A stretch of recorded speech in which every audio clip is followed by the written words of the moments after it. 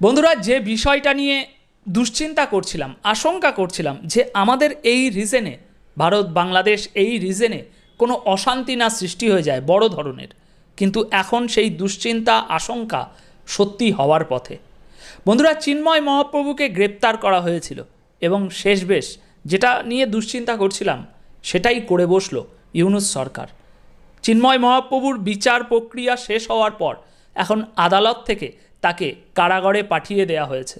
মানে আমাদের ইউনূস সরকারের বিচার ব্যবস্থা চিন্ময় মহাপ্রভুর বিচার শেষ করে দিয়েছে এবং প্রিজন ভ্যানে করে তাকে এখন জেলে পাঠিয়ে দেওয়া হয়েছে। তার বিচার হয়ে গিয়েছে, রাষ্ট্রদ্রোহের মামলায় তাকে জেলে পাঠানো হয়েছে। সুতরাং বুঝতেই পারছেন কত বড় সাজাপ্রাপ্ত হয়েছে ইনি। তো যে জিনিসটা নিয়ে দুশ্চিন্তা করছিলাম যে একটা অশান্তি শুরু হয়ে যাবে, সেটাই হতে চলেছে খুব শীঘ্রই। কারণ চিন্ময় মহাপ্রভু গ্রেপ্তার হওয়ার সাথে সাথেই ভারতের হাই কমিশন থেকে শুরু করে পশ্চিমবঙ্গের বিরোধী দলনেতা শুভেন্দু অধিকারী থেকে শুরু করে প্রত্যেকটা জায়গা থেকে খুবই কড়া বার্তায় স্টেটমেন্ট দেওয়া হয়েছিল যে চিন্ময় মহাপ্রভুকে অবিলম্বে ছেড়ে দিতে হবে। সেই সব বার্তাগুলোও দেখাবো। ভারতের মুখপাত্র কি বলেছে, বিরোধী দলনেতা কি বলছে চিন্ময় মহাপ্রভুর গ্রেপ্তারের বিষয়ে। তবে তার আগে বলি যে দুশ্চিন্তা যেটা করছি সেটা সত্যি হতে চলেছে বন্ধুরা। যদি এইভাবেই জিনিসটা এগিয়ে গিয়েছে, এগাবে আর কি, গ্রেপ্তার তো করা হয়ে গিয়েছে, তাই না? সুতরাং এবার ভীষণ খারাপ খেলা হতে চলেছে এখানে। কেন ইউনূস সরকার এগুলো করছে সেগুলো এর আগের ভিডিওতেই আমি আপনাদের সাথে বলেছি। আমার যে চিন্তাভাবনা সেগুলো আপনাদের সাথে রেখেছি, পারলে ভিডিওটা একবার দেখবেন। সুতরাং ওই বিষয়ে আর আলোচনা করছি না যে ইউনূস সরকার জেনে বুঝে কেন এরকম একটা অশান্তি এখন সৃষ্টি করছে বাংলাদেশে, সেটা ওই ভিডিওতে আমি বলেছি। তো এখন বড় বিষয় হচ্ছে সেটা হচ্ছে আশা করা হচ্ছে এবং বড় বড় রাজনৈতিকবিদরা এরকমটা সম্ভাবনা দেখছে যে আগামী সময়ে বাংলাদেশের উপরে বড় বড় কিছু স্যাংশন আসতে চলেছে। কারণ যে ইসকন সারা পৃথিবীর বহু দেশে আছে, সেই ইসকনের বিরুদ্ধে আজ পর্যন্ত কোনো দেশের কোনো রাজনৈতিক দল বা নেতা বা সরকার আজ পর্যন্ত একটাও আঙুল তুলতে পারেনি, বা ইসকনের কোনো কর্মীর বিরুদ্ধে কোনো রকম মামলা, গ্রেপ্তার এরকম কোনো কিছু হয়নি আজ পর্যন্ত। কিন্তু বাংলাদেশের ইউনূস সরকার মাত্র 4 মাস ক্ষমতায় আসার মধ্যেই এরকম একটা ঘটনা ঘটিয়ে দিল ইসকনের বিরুদ্ধে, যে ইসকন সারা পৃথিবীতে রয়েছে। সুতরাং বুঝতেই পাচ্ছেন এবার জল কোন দিকে গড়াচ্ছে। এখন ধারণা করা হচ্ছে যে এই ইসকনের মাধ্যমেই আমাদের ইউনূস সরকার তো সবটাই ম্যাটুকুলাস পরিকল্পনার মাধ্যমে কাজ করে। তো তাদের প্রথম ম্যাটুকুলাস পরিকল্পনা সফল হয়েছে, তারা ভীষণ আত্মবিশ্বাসী। কিন্তু আশঙ্কা করা হচ্ছে যে এই যে ইসকনকে নিয়ে যে ম্যাটুকুলাস পরিকল্পনাটা তারা বানিয়েছে, ছকটা কষেছে, কেন কষেছে সেটা আগের ভিডিওতে দেখলে বুঝতে পারবেন। ছকটা কষেছে, এই ছকে আশঙ্কা করা হচ্ছে যে এই ইসকনের হাত ধরেই এইবার নিজের পাতা ফাঁদে নিজেই ফাঁসতে চলেছে ইউনূস সরকার। কেন সেটা বিশ্লেষণ করলে অনেক বড় হয়ে যাবে।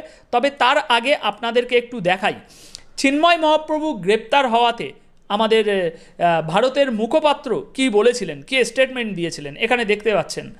আমরা গভীর উদ্বেগের সাথে লক্ষ্য করেছি যে বাংলাদেশ সম্মিলিত সনাতন জাগরণ জোটের মুখপাত্র শ্রী চিন্ময় কৃষ্ণ দাসকে গ্রেপ্তার করা হয়েছে এবং তাকে জামিনও দেওয়া হয়নি।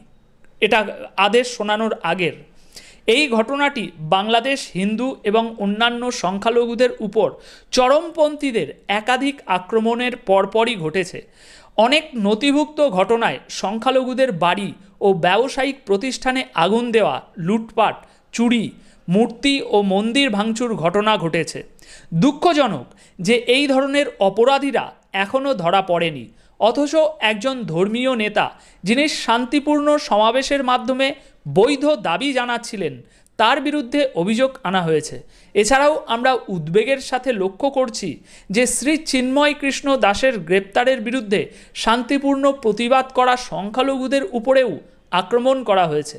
আমরা বাংলাদেশের কর্তৃপক্ষের কাছে অনুরোধ জানাচ্ছি তারা যেন হিন্দু এবং সব সংখ্যালঘু সম্প্রদায়ের নিরাপত্তা নিশ্চিত করেন এবং তাদের শান্তিপূর্ণভাবে সমাবেশ ও মত প্রকাশের স্বাধীনতার অধিকার রক্ষা করেন।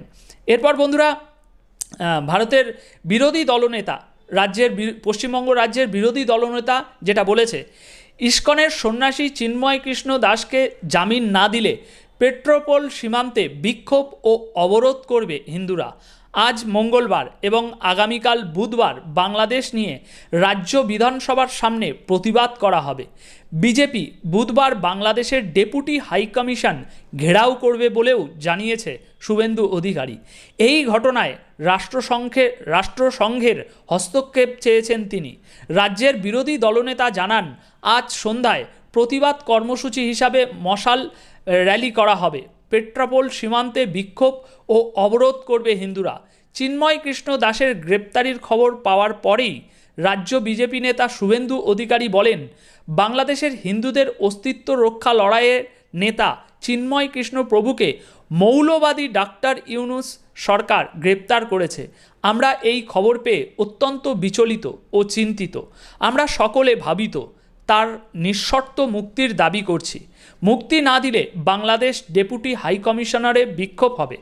পাশাপাশি বাংলাদেশ সীমান্তে সনাতনীরা ধ্বজা নিয়ে অবরোধ করবে। বাংলাদেশ ভারত থেকে পশ্চিমবঙ্গ দিয়ে কোনো পরিষেবা নিতে পারবে না। অবিলম্বে ইউনূস সরকারকে চিন্ময় কৃষ্ণ প্রভুকে মুক্তি দিতে হবে। সুতরাং এটা হচ্ছে চিন্ময় কৃষ্ণ মহাপ্রভুর গ্রেপ্তারের সময়ের তাদের স্টেটমেন্ট। তো এখন তার বিচার প্রক্রিয়া শেষ করে তাকে কারাগারে পাঠিয়ে দিয়েছে। তো এবার বুঝতে পারছেন পরিস্থিতি আরও কত জটিল হতে পারে। আর আমাদের ইউনূস সরকার জেনে বুঝে এরকম একটা অশান্তি দেশে সৃষ্টি করছে, এবং এর পাশাপাশি এটাকে নিয়ে আরও 10টা অশান্তির সৃষ্টি হবে। আর ইউনূস সরকার যত অশান্তি বাড়বে ততই তাদের উত্তেজনা নয়, আনন্দ বাড়বে। হ্যাঁ, কিন্তু এই আনন্দের মধ্যেই লুকিয়ে আছে ইউনূস সরকার এবং সমন্বয়করা। শুনে রাখো, এই আনন্দের মধ্যেই লুকিয়ে আছে তোমাদের পতন। এই যে তুচ্ছ তাচ্ছিল্য করছো, এই যে ইসকন, শয়তান কখনোই বুঝতে পারে না যে কোন কাঁটাতে তার জীবনটা যাবে। শয়তান বড় বড় শক্তির সাথে লড়াই করে, কিন্তু শেষমেশ ছোট্ট একটা কাঁটা বিঁধে শয়তানের অবনতি হয়, মৃত্যু হয়। তা তোমাদেরও অবস্থা হবে সেই প্রকার। ম্যাটুকুলাস পরিকল্পনা আর বেশি সফল হবে না।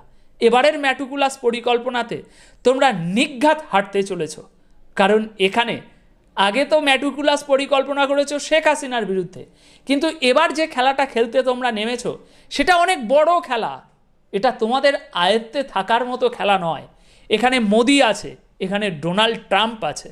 সুতরাং দেখো, খেলা তোমরা শুরু করলে খেলা এবার অন্য কেউ শেষ করবে, তোমাদের হাতে খেলা থাকবে না।